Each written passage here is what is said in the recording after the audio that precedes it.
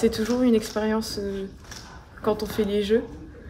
Donc maintenant, là, je vais me reposer, prendre des vacances et puis plus tard reprendre les entraînements. Il n'y a pas une image qui surnage plus que les autres? Peut-être le moment de l'épreuve, peut-être... Alors c'est le moment où j'ai regardé les résultats, où j'ai dû regarder 2 fois pour être sûre que c'était bien les 14,43 m, parce que c'est quand même incroyable. Oui, c'est votre record personnel et c'est un record qui est bien au-dessus de votre record précédent. Qu'est-ce qui, selon vous, a fait la différence?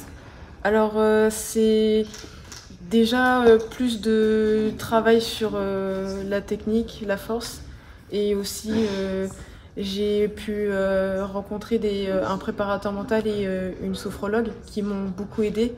Le mental joue beaucoup aussi dans les épreuves et c'est ce qui m'a aidée aussi. Et peut-être le public aussi, la ferveur, est-ce que ça vous a galvanisé? Au début, j'étais pas. L'année dernière, ça se voyait que j'étais pas habituée au public.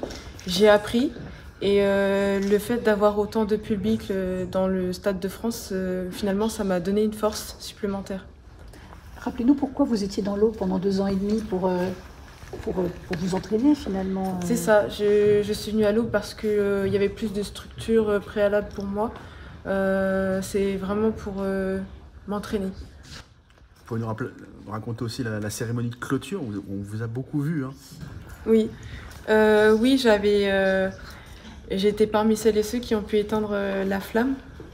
C'est un honneur pour moi, surtout que ça permet de mettre en lumière le sport adapté. Comme ça, les gens ils pourront en apprendre plus sur le sport adapté. Qu'est-ce que vous avez ressenti pendant la cérémonie? Beaucoup de bien, c'était très festif. Je me suis beaucoup amusée. C'était vraiment une cérémonie pour s'amuser, pour faire la fête. Et c'était super cool.